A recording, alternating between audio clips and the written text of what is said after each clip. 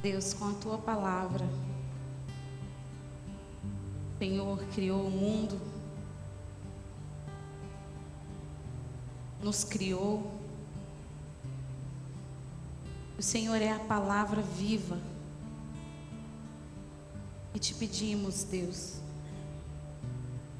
traz luz ao nosso coração, traz vida ao nosso coração.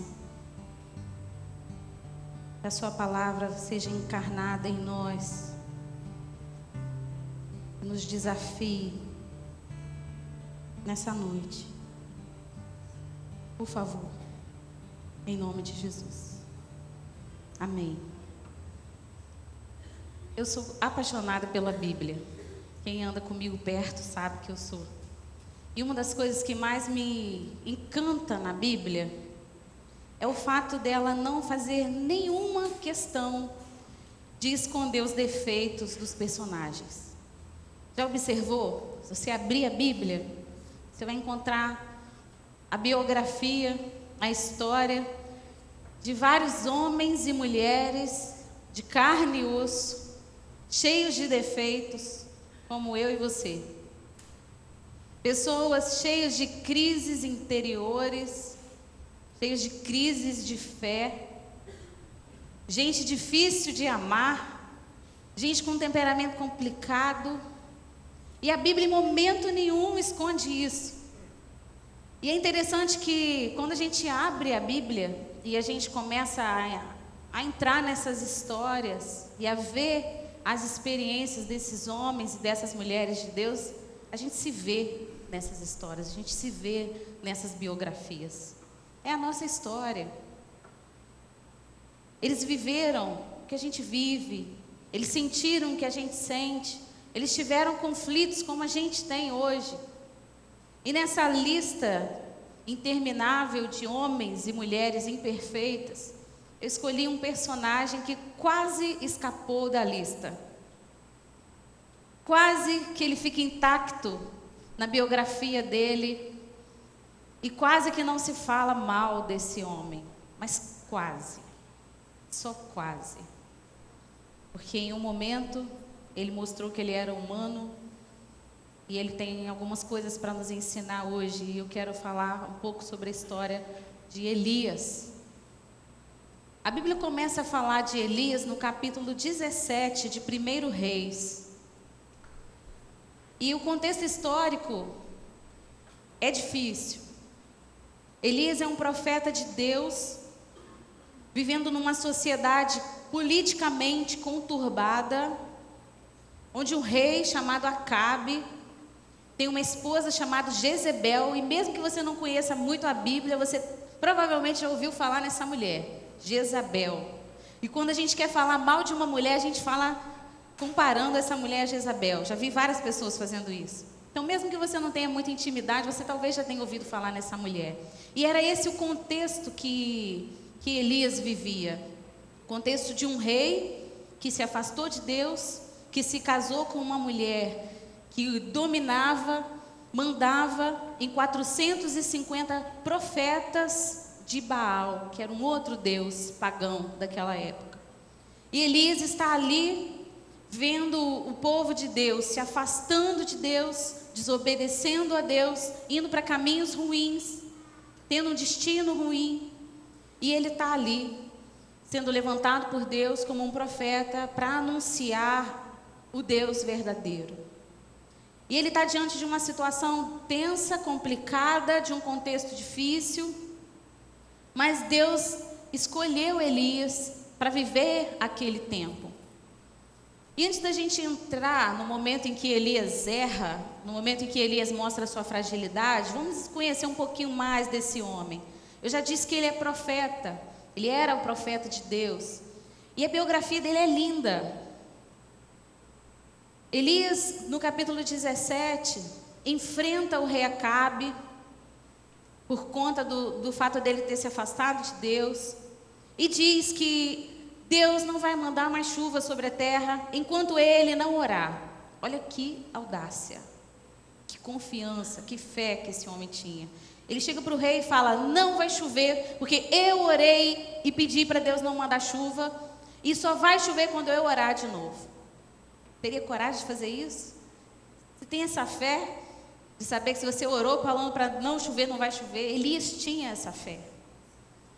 E depois que ele disse isso, Deus mandou que ele se afastasse, e Deus ordenou a corvos que todos os dias levassem alimento para Elias. E durante um período de tempo, Elias se alimentava do que os corvos, do que as aves levavam para ele, e bebia água de um riacho.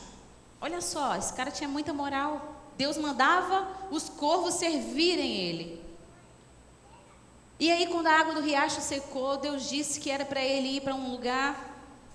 E lá, nesse lugar chamado Sarepta, Deus disse que tinha escolhido uma mulher, e aquela mulher ia cuidar das necessidades básicas de Elias.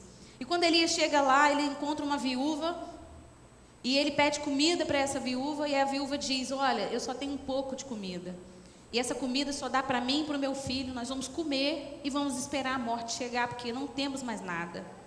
E o tempo de escassez era muito. E aí Elias, ousadamente, de novo mostrando que era um homem de Deus, mostrando que era um homem de fé, diz para aquela mulher: faz um bolo para mim, depois você faz um bolo para você e para o seu filho, e Deus não vai deixar faltar nada na sua casa. E aquela mulher, acreditando nas palavras daquele profeta de Deus, fez o bolo para Elias, fez o bolo para si mesma, para o seu filho. Eles comeram, e milagrosamente o que aquela mulher tinha começou a multiplicar, e ela não teve falta de nada. E um dia o filho daquela mulher morreu. E quem é mãe sabe, aquela mulher ficou desesperada. Seu filho morreu. E ela estava acolhendo um profeta, e Deus deixa o filho dela morrer. E aí ela questiona Elias, Elias pega o menino, e Elias ora, e o menino ressuscita. Então nós estamos falando de um homem incrível, com uma biografia incrível. E a gente chega no capítulo 18 de 1 Reis, e a gente encontra Elias de novo, debaixo da ordem de Deus, enfrentando mais uma vez o rei Acabe.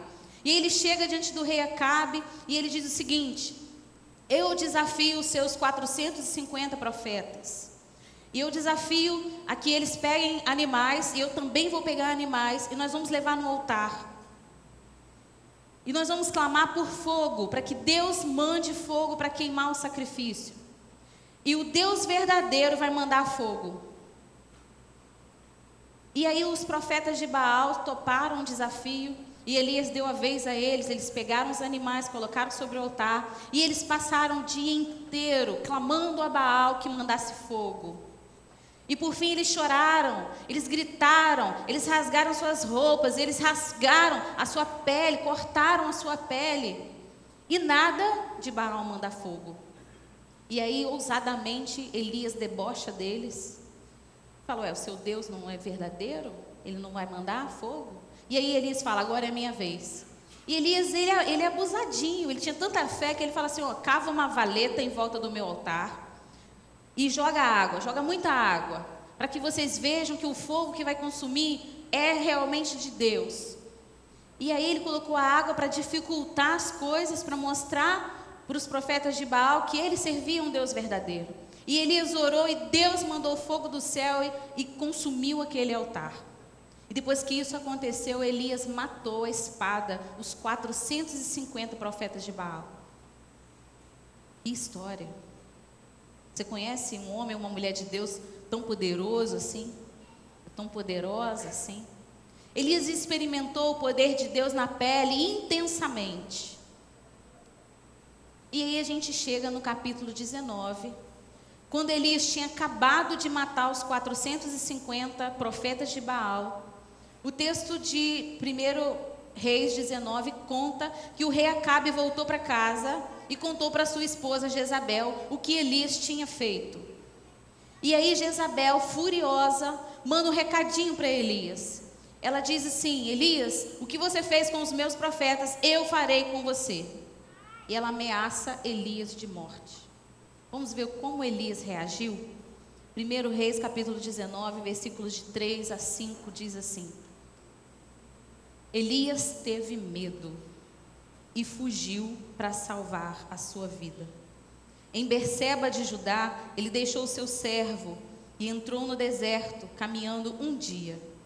Chegou a um pé de giesta, sentou-se debaixo dele e orou, pedindo a morte. Já tive o bastante, Senhor. Tira a minha vida. Não sou melhor do que os meus antepassados. Depois, se deitou debaixo da árvore e dormiu. O texto começa dizendo que Elias teve medo e fugiu. Ele tinha acabado de derrotar 450 homens. Ele enfrentou o rei Acabe com 450 profetas sozinho, um contra todos. E agora, diante da ameaça de uma mulher, ele se apavora, sente medo. O texto diz que ele foge.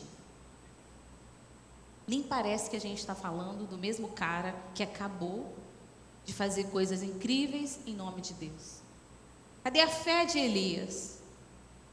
Será que Elias se esqueceu que ele orou e parou de chover? Será que ele esqueceu que ele orou e voltou a chover? Será que ele esqueceu que ele ressuscitou um menino? Que ele disse que não ia faltar nada na casa da viúva e não faltou? Será que ele esqueceu que ele acabou de enfrentar 450 homens? Ele agora foge por causa de uma mulher?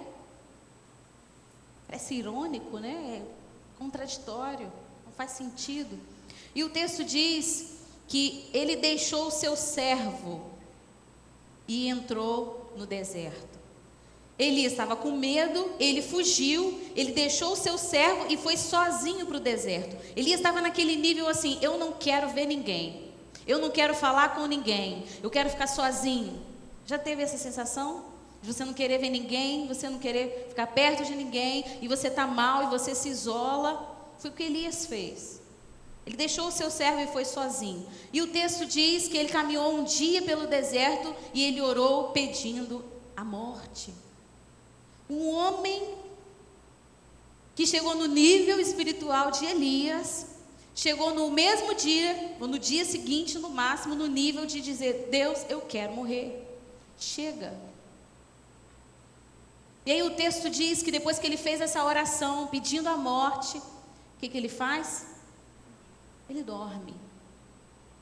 Depois de andar um dia pelo deserto, ele encontra uma árvore e aí ele ora. A sua oração vem do coração, ele está muito mal e ele ora extremamente, no seu limite, pedindo a morte. E depois que ele faz essa oração, ele dorme. Como pode um homem chegar nesse ponto? Como pode? Talvez Elias estivesse envergonhado, porque afinal de contas ele teve um dia inteiro sozinho para caminhar naquele deserto. E ele teve que encarar a si mesmo. Porque quando a gente está em casa, a gente assiste televisão, a gente vai para a internet, a gente ouve música, a gente lê livros, a gente sai com os amigos. É fácil não encarar a si mesmo. A gente tem muitos atrativos, muitas coisas para distraírem a gente, não é verdade? Então é fácil, eu posso fingir que eu estou bem, eu posso evitar quem eu sou de verdade. Elias não teve para onde correr. Ele estava no deserto. No deserto não existe distração, não tinha companhia. E aí Elias teve que olhar para si mesmo e teve que encarar o fato de que ele não tinha tanta fé assim. De alguma maneira, aquela fé que ele teve, que fez ele experimentar tantas coisas, é como se ele tivesse perdido o botão, como se ele não soubesse onde o botão que aciona essa fé estivesse. E aí ele se vê diante da sua mazela, diante da sua fraqueza, diante da sua falta de fé, diante da sua falta de esperança. E ele só quer morrer. Ele só quer morrer. Quem é que nunca se sentiu assim como Elias? A gente já viu Deus, a gente já experimentou Deus, Deus já cuidou de nós, Deus já nos deu livramentos, Deus já fez tanto por nós, mas chega um momento na nossa vida que parece que aquela gota d'água entorna o balde. E aí a gente não consegue acessar a fé, a gente não consegue ter esperança, a gente não consegue ter perspectiva, e a gente se entrega, e a gente fica mal. Elias estava num quadro depressivo. Se tivesse um consultório psiquiátrico lá naquela época, e ele tivesse tivesse um consultório lá no deserto, né, ele certamente seria diagnosticado com depressão. Ele estava no limite de querer morrer. Qualquer médico diria, você está com depressão. Só que não tinha psiquiatra lá, não tinha psicólogo, ele estava sozinho no deserto. E aí, por quê? O que fez Elias chegar nesse ponto? De guerreiro destemido a um homem medroso querendo a morte. De um dia para o outro. Será que foi de um dia para o outro? Será que uma pessoa mata 450 profetas num dia e no outro se deprime? Ou será que Elias estava vindo de uma vida que estava levando ele para esse estado de depressão, que culminou com uma mulher que ameaçou ele de morte? Foi a gota d'água. Ele enfrentou 450 profetas, mas ele estava no limite e ele não conseguiu enfrentar uma mulher. Eu me atrevo a dizer que Elias chegou nesse quadro depressivo porque ele estava sendo vítima de um estresse profundo. Então, gente, a gente fala que o estresse é a doença do século junto com a depressão, né? Estava lá com Elias também, não é tão desse século, não. Aquele povo lá da Bíblia também sofria de estresse. E eu me atrevo a dizer que o fato de Elias ter experimentado esse quadro depressivo, essa tristeza profunda, foi resultado de um estresse que já estava vindo na vida dele há muito tempo. E a gota d'água, uma coisa boba, uma mulher, fez com que ele desistisse de tudo, porque ele já vinha mal. Mas como que um homem que ressuscitou um menino, que orou e parou de chover, e orou e voltou a chover, que matou 450 profetas, que enfrentou o rei, consegue ficar tão mal assim? Vamos entender o que é o estresse e como que ele age na nossa vida, para a gente entender um pouquinho o que estava acontecendo com Elias. Estresse significa um desgaste físico, mental e emocional, resultado de pressões externas e externas. Elias estava vivendo isso? Tinha desgaste físico? Tinha desgaste mental? Ele estava emocionalmente abalado? Tinha pressão do lado de fora e dentro do coração dele? Tinha. A gente viu o lado bom, ele enfrentou 450 profetas, ele enfrentou o rei. Mas o que estava passando na cabeça dele? O que estava passando no coração dele naquele momento? Era ele contra todos. E se Deus não mandasse fogo do céu, será que ele pensou nisso? Será que isso angustiou ele? Será que ele foi fazer o que Deus mandou, mas ele tinha um medo no fundo?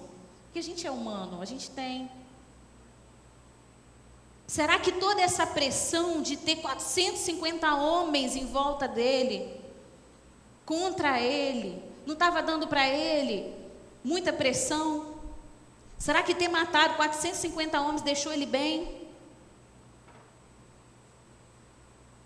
Outro conceito de estresse é que o estresse é um desequilíbrio provocado pela relação da pessoa com as exigências ao seu redor. Elias se sentia sozinho, o rei Acabe se juntou com uma mulher que adorava Baal. Os israelitas estavam cada vez mais distantes de Deus. Ele se sentia sozinho, ele foi levantado por Deus para falar da verdade e se sentia sozinho. Era muita pressão sobre ele. O nome de Deus dependia dele, da postura dele, da coragem dele. Ele estava sob pressão. E a gente viu a biografia dele. Elias estava vindo de uma sequência de fazer coisas, numa sequência de ser pressionado, de passar por escassez, de depender do cuidado de Deus todo dia. Estava sob pressão. E o estresse, ele é resultado do desequilíbrio dos nossos hormônios. Deus nos fez perfeitos e os nossos hormônios devem ser produzidos naturalmente com equilíbrio para que a gente viva bem. Mas quando a gente está sob estresse, os nossos hormônios se produzem desequilibradamente. E aí eu queria que você conhecesse ou olhasse novamente 3 hormônios que o nosso corpo fabrica, que com certeza estava sendo fabricado no corpo de Elias naquele momento de pressão. O primeiro deles é o que a gente fala mais, que é a adrenalina. A adrenalina é o hormônio do medo. Você acha que Elias estava com medo? Com certeza, a adrenalina acelera o ritmo interno, a frequência cardíaca e a respiração. O excesso de adrenalina é responsável por inúmeras doenças psicossomáticas, depressão, ansiedade, síndrome do pânico, tudo isso.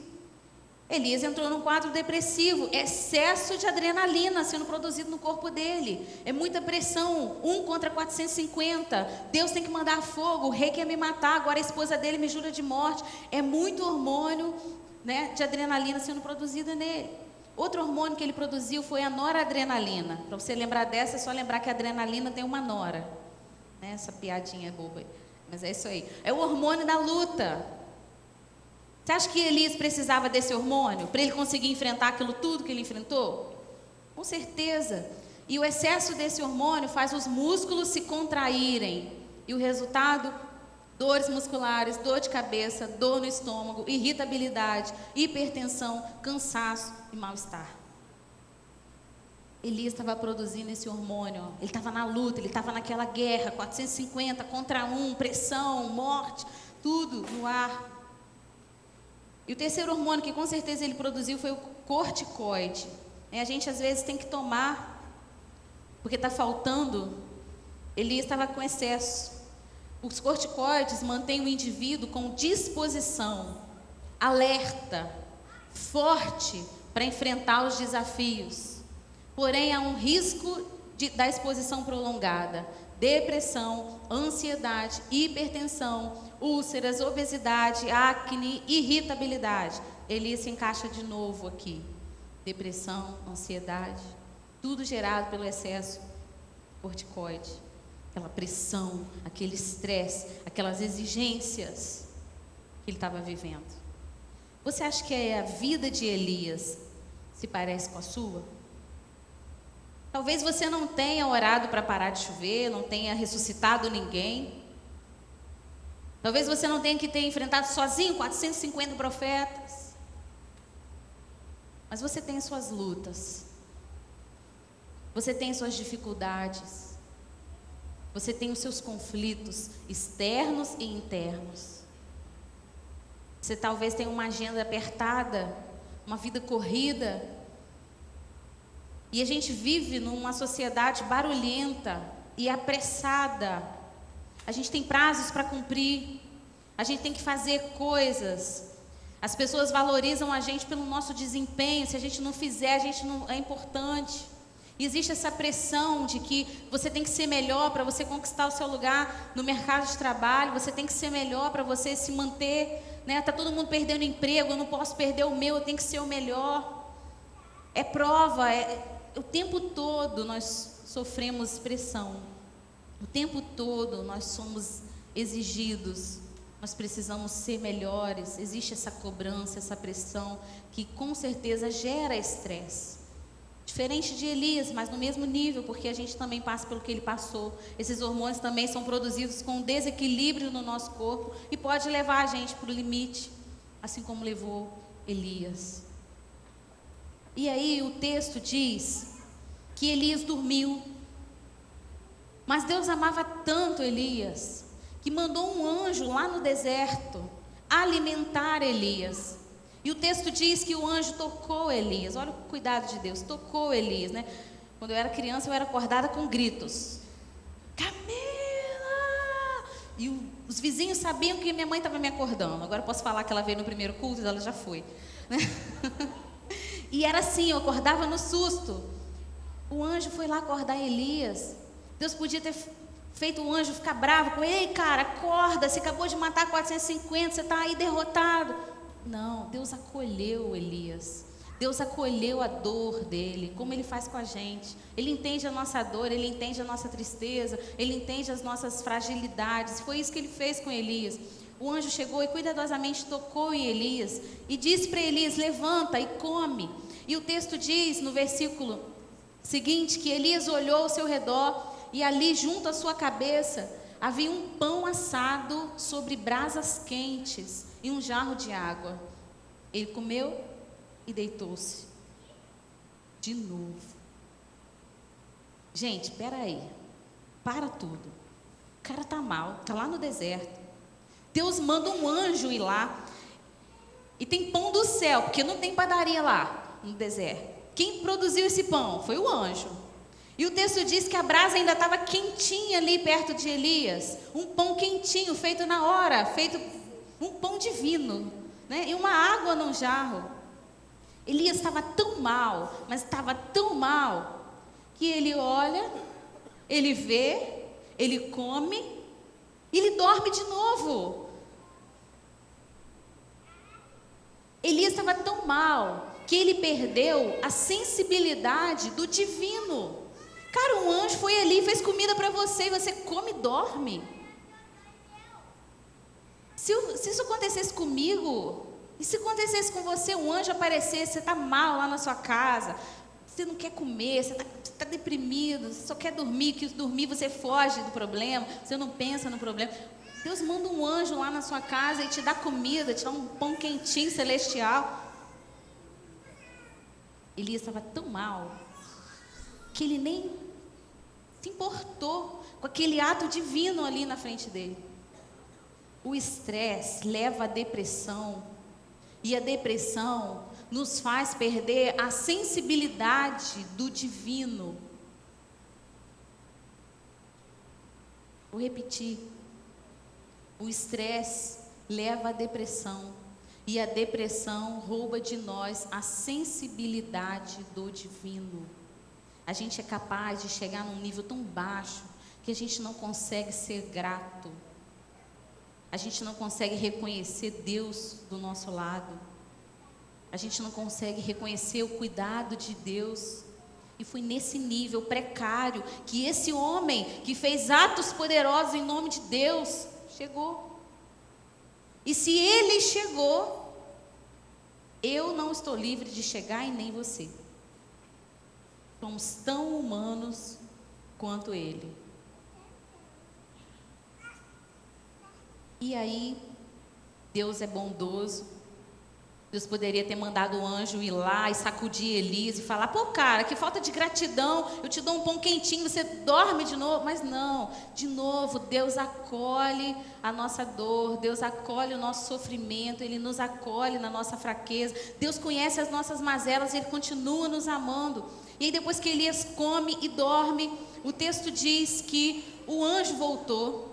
Eu imagino que Deus é tão bom que o anjo deve ter deixado ele dormir mais um pouco. O cara estava cansado, excesso de corticoide dava cansaço. E o anjo deve ter deixado ele dormir mais um tempo e carinhosamente o anjo volta, toca em Elias de novo. E aí o texto diz que o anjo diz isso aqui: levanta-te, levante-se, coma, pois a sua viagem será muito longa. Mais uma vez a paciência de Deus, mais uma vez o cuidado de Deus com Elias. Elias levanta, come. E o texto diz que ele caminha por 40 dias e 40 noites pelo deserto afora. E aí eu me pergunto, esse Deus que fez tantas coisas poderosas através de Elias, esse Deus que foi lá e serviu comida para ele no deserto, por que que Deus manda ele ir para o deserto? Deus não poderia ter falado com ele: acorda, Elias, vai lá, volta, encara o seu problema de frente. Eu não fiz tanta coisa por você, eu vou fazer de novo. Deus poderia ter feito isso, não poderia? Só que não fez. Deus falou: vai, que a sua caminhada é longa. E aí aquele homem que estava apenas um dia de caminhada, da vida real, ele tinha caminhado um dia. Se ele caminhasse um dia, ele estaria de volta, cara a cara com Acabe, com Jezabel, com toda a sua ira. Ele poderia ter voltado e encarado tudo isso, mas ele não tinha condição. Ele estava mal. Ele estava muito mal. E aí Deus entende que ele estava mal, Deus entende que ele não tinha condição para encarar aquilo tudo e manda ele para o deserto. Vai, meu filho, vai que a sua caminhada é longa. E o texto diz que ele foi 40 dias, 40 noites pelo deserto. E deserto é lugar de silêncio. Não existe distração no deserto. Não existe pessoas para você culpar no deserto. E Elias, caminhando cada dia mais para o deserto, estava cada dia mais longe do barulho, da agitação, da cobrança, da pressão, do ódio de Jezabel, e cada vez mais próximo do silêncio e do que Deus queria fazer na vida dele. A Bíblia traz vários exemplos de coisas que aconteceram no deserto. Foi no deserto que Deus formou um povo. Foi no deserto que Deus deu os 10 mandamentos. Foi no deserto que Jesus foi para se preparar para o seu ministério. E foi no deserto que Elias encontrou Deus. Deus tem o seu modo de trabalhar. E ele levou Elias para o deserto, para que ele pudesse sair da correria, da agitação, da pressão, e pudesse ter a oportunidade de encontrar a si mesmo, de ficar cara a cara com a sua fraqueza, cara a cara com o seu medo, cara a cara com a sua angústia, e cara a cara com o seu Deus, coisa que ele não estava conseguindo fazer lá fora, na correria. E aí Deus ouviu o clamor de Elias, Deus viu a dor de Elias, e foi lá no deserto que ouviu, que Elias também pôde ouvir Deus.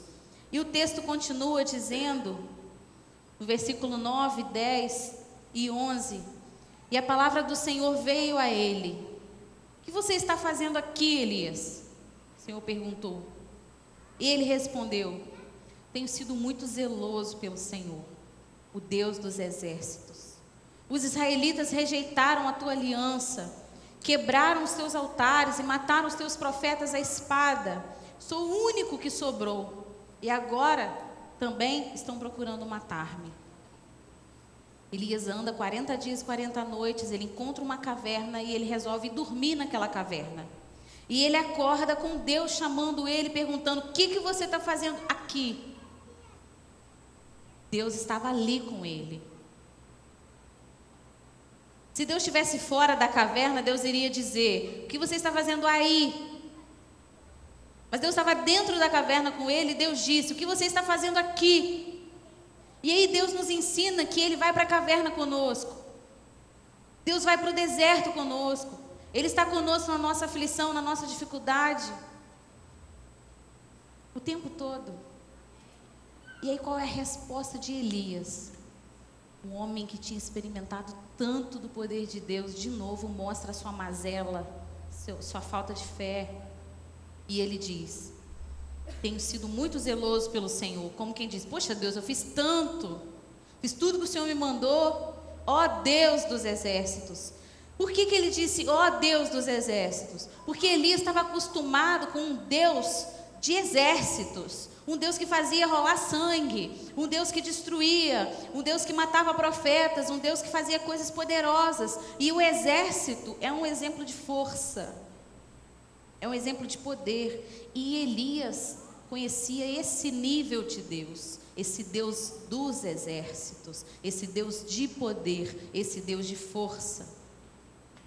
E aí ele lamenta e ele diz, os israelitas rejeitaram a sua aliança, mataram os teus profetas, eu sou o único que sobrou. E aí Elias mostra que ele decidiu lidar com a sua dor, tendo pena de si mesmo, que a gente também faz isso, né?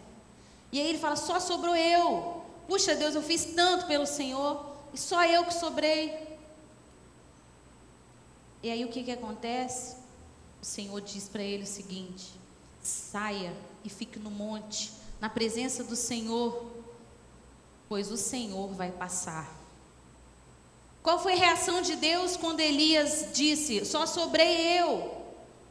Puxa, Deus, eu fiz tanto e o Senhor deixou eu chegar nesse ponto, eu quero morrer. E aí Deus fala: sai, vai lá na porta lá da caverna, sai aí desse seu mundinho, que eu vou passar. Deus poderia de novo ter falado: cara, você não sobrou, tem mais gente, acorda, abre o olho. De novo Deus acolhe. De novo Deus é amoroso. Quem aponta somos nós somos maus com a dor do outro. Deus não, Deus acolhe. E aí Deus fala: eu vou passar. Deus estava querendo dizer o seguinte: Elias, você vai me ver como você nunca viu. E aí Elias ficou esperando. E aí olha só o que o texto diz. Então veio um terremoto fortíssimo, mas o Senhor... Não, veio um vento fortíssimo, mas o Senhor não estava no vento. Depois do vento houve um terremoto, mas o Senhor não estava no terremoto. Depois do terremoto houve um fogo, mas o Senhor não estava nele. E depois do fogo houve um murmúrio de brisa suave. E aí quando Elias ouviu esse sussurro, essa brisa suave, ele puxou a sua capa para se cobrir, ele saiu e foi à entrada da caverna. Gente, Deus estava no vento forte? Não. Deus estava no terremoto? Não. Deus estava no fogo? Não. Não tinha graça se Deus estivesse no terremoto, no fogo, no vento forte, porque esse Deus, Elias já conhecia. Vento forte, terremoto e fogo são símbolos de poder. São formas de demonstrar que Deus é poderoso. E esse Deus poderoso que faz e acontece, já era conhecido de Elias. Só que Deus queria que Elias conhecesse uma outra faceta dele. Deus é poderoso, sim. Deus destrói, sim. Deus faz você ver milagres, sim. Mas Deus queria que esse Elias, estressado e deprimido, conhecesse outra forma de Deus que ele não conhecia. Elias conhecia o Deus dos exércitos. Então era fácil ver Deus no vento forte, no terremoto e no fogo. O que Elias não contava é que Deus estaria na brisa suave. E aí Elias tem uma nova forma de ver Deus. Aquele Deus que até então esteve com ele nas batalhas, agora se mostra como um Deus que quer intimidade. Um Deus que quer Elias no silêncio. Que quer se manifestar no silêncio, na brisa suave.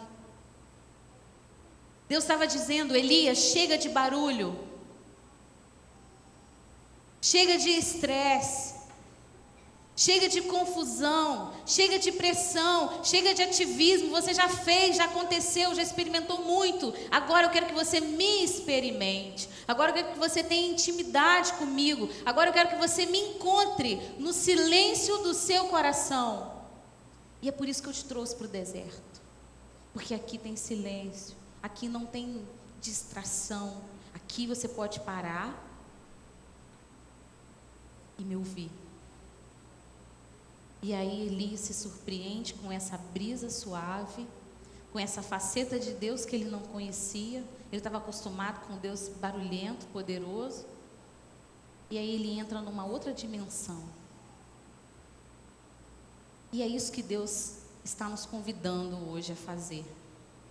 Deus já fez muito por você. Deus já fez muito por mim. E a gente faz muito por Deus também, não é? Muitos de nós aqui se dedica a Deus, à obra de Deus. Tem gente que vive na igreja, tem gente que eu vejo mais na igreja do que na rua. E tem gente que mal vem à igreja porque está tão ocupado lá fora, tem tanta coisa para fazer que nem tem tempo. O fato é, nós estamos ocupados, seja na igreja ou fora da igreja. E Deus hoje está nos convidando para parar tudo. E para irmos para o deserto, para irmos para o silêncio do nosso quarto, ou seja, onde for, onde a gente pode deixar os nossos brinquedos, as nossas distrações, a internet, o celular, a conversa, a música, o livro, e ficar só em silêncio com Ele, para que a gente possa sentir Deus na brisa suave, como Elias sentiu. Deus sente falta de nós.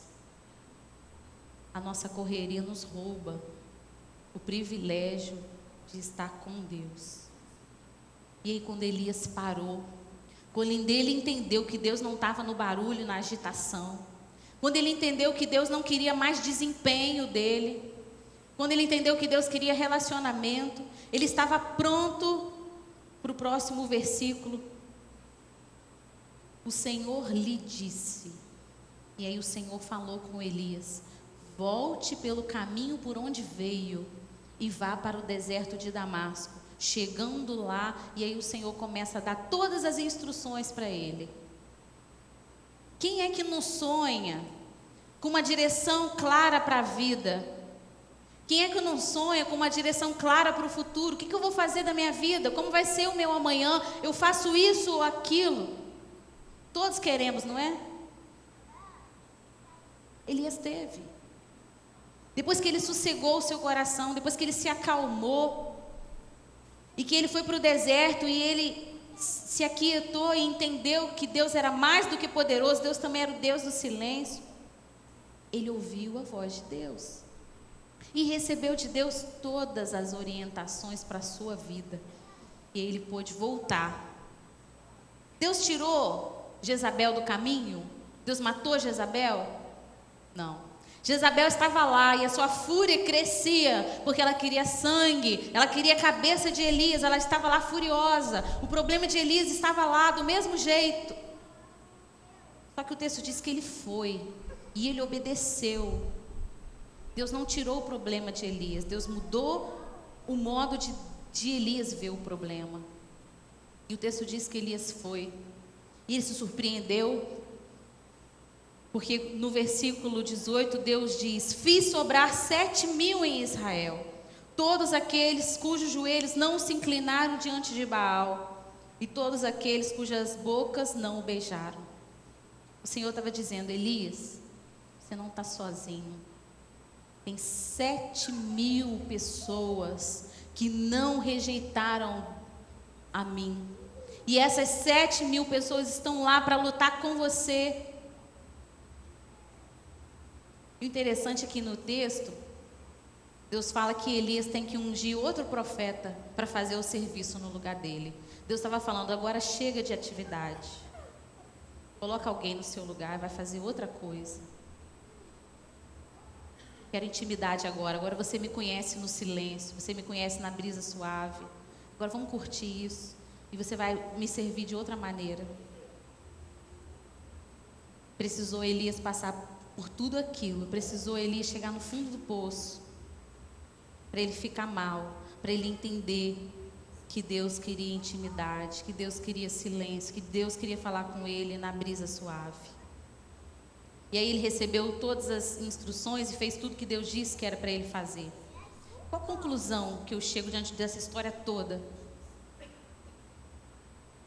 Se Elias vivesse nos nossos dias, se ele tivesse sentado aí do seu lado, nesse banco assistindo o culto, como que a gente olharia para ele? Um cara que ressuscitou, morto, um menino morto. Um cara que orou para chover e choveu. Um cara que orou para parar de chover e parou de chover. Um cara que destruiu 450 profetas, foi alimentado por corvos, foi alimentado pelo anjo. Esse cara está acima da média. Ele é o sonho, né, de muitos cristãos. Nossa, eu queria ser como Elias. O cara era bom. Só que mesmo assim, ele não ficou livre de passar por uma crise de fé. E assim como Elias, eu e você não estamos livres de passarmos por crises. Não estamos livres de passar por dificuldades.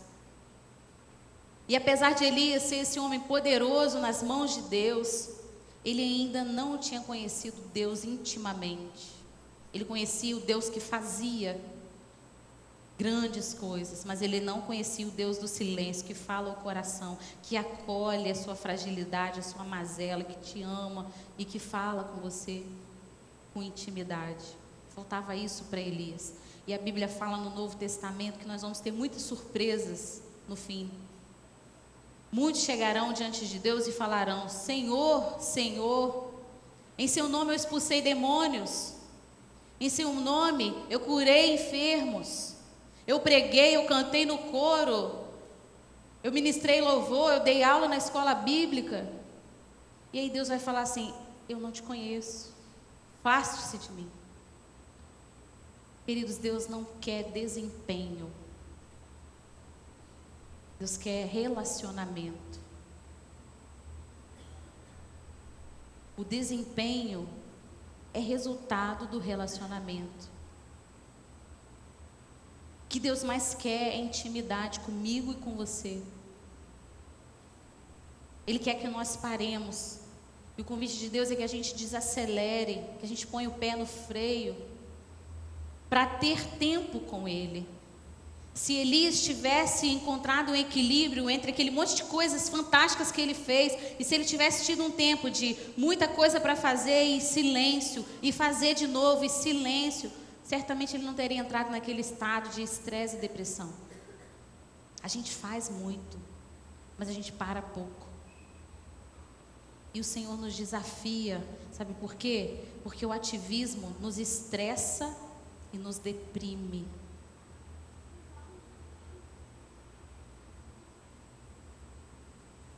Vivemos num mundo ativista.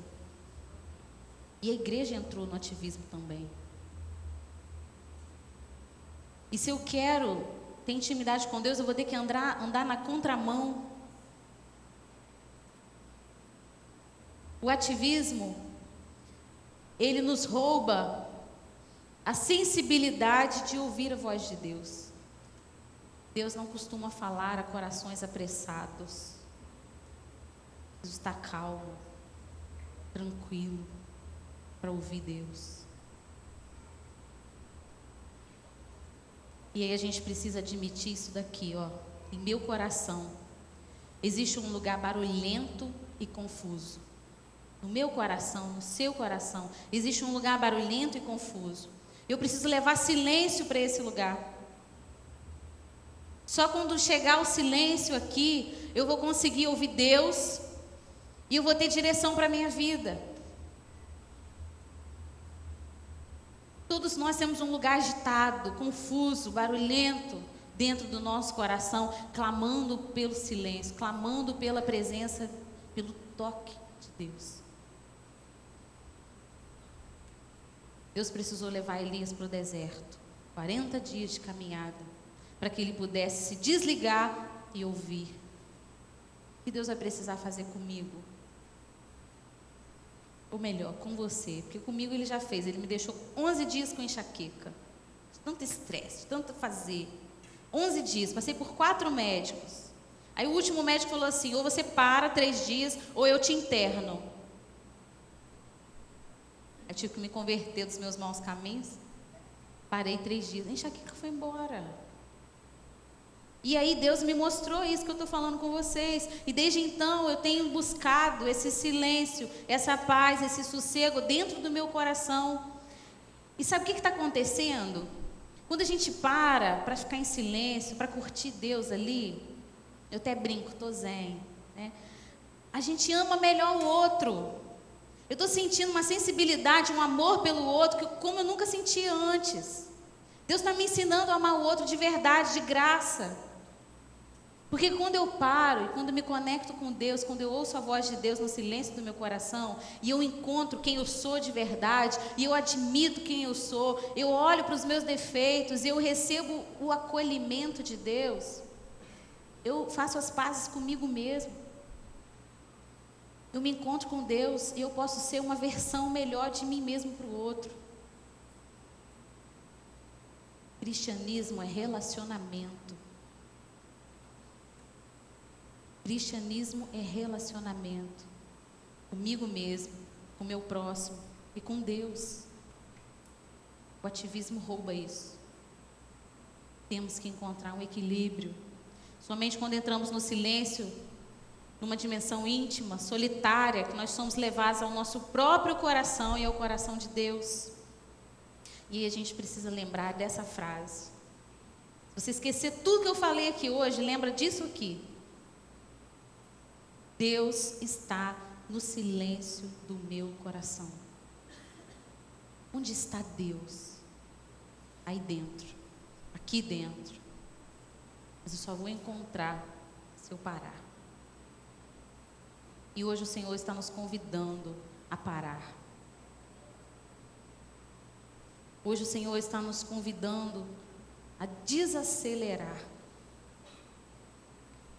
para entrar no silêncio do nosso coração, e encontrar Ele lá. E aí a gente vai ter, como Elias teve, direção para a nossa vida. A gente vai se entender melhor, a gente vai entender melhor o outro. A gente vai poder ser cristão no sentido completo da palavra. Cristianismo é relacionamento. Eu só consigo ter um relacionamento pleno comigo, com você e com Deus, se eu encontrar Deus no silêncio do meu coração. Queria que você fechasse seus olhos, não precisa de música. A gente tem medo do silêncio, né? Tem gente que não consegue nem tirar férias. Tem gente que não consegue nem tirar um dia de folga. Tem gente sofrendo porque terça-feira é feriado. Meu Deus, o que eu vou fazer? A gente precisa parar de querer ter tanto compromisso. Precisa parar de querer ocupar a nossa agenda com tantas coisas. Deus está no silêncio do meu coração. Não tenha medo do silêncio. Deus está lá.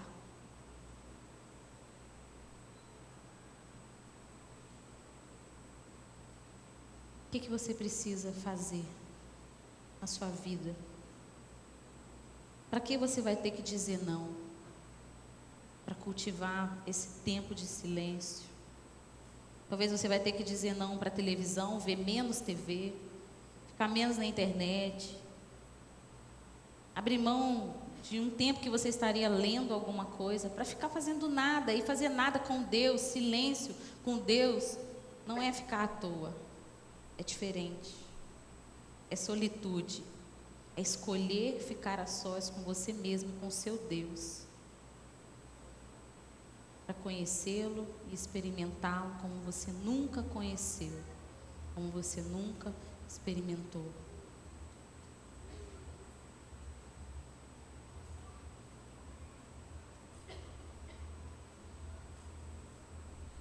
O Senhor nos acolhe.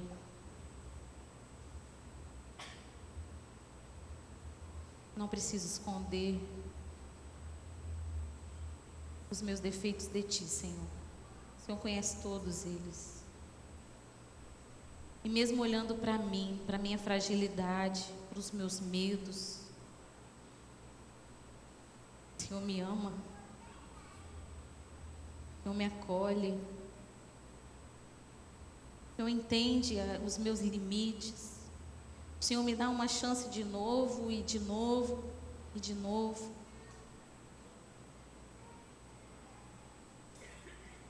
Deus nos perdoa porque nós temos tantos brinquedos, tantas coisas que nos distraem.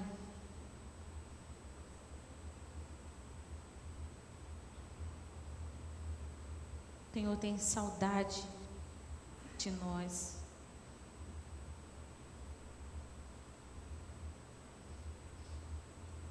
O Senhor não nos ama pelo nosso desempenho.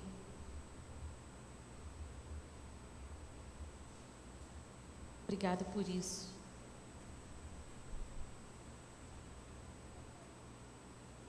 Nos ajuda a querer. Nos ajuda a querer o suficiente. E nos ajuda, Pai, a fazer as mudanças que a gente precisa para andar na contramão desse mundo, experimentar o silêncio, a solitude, encontrar o Senhor no silêncio do nosso coração. Nos ajude.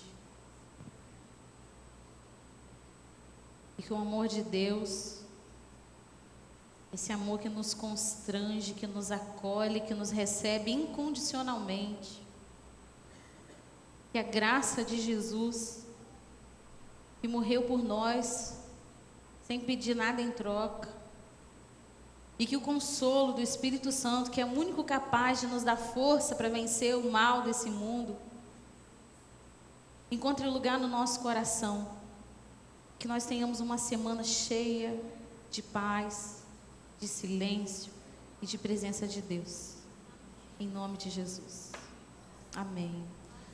Boa semana para você, Deus te abençoe muito, te abençoe sempre, amém.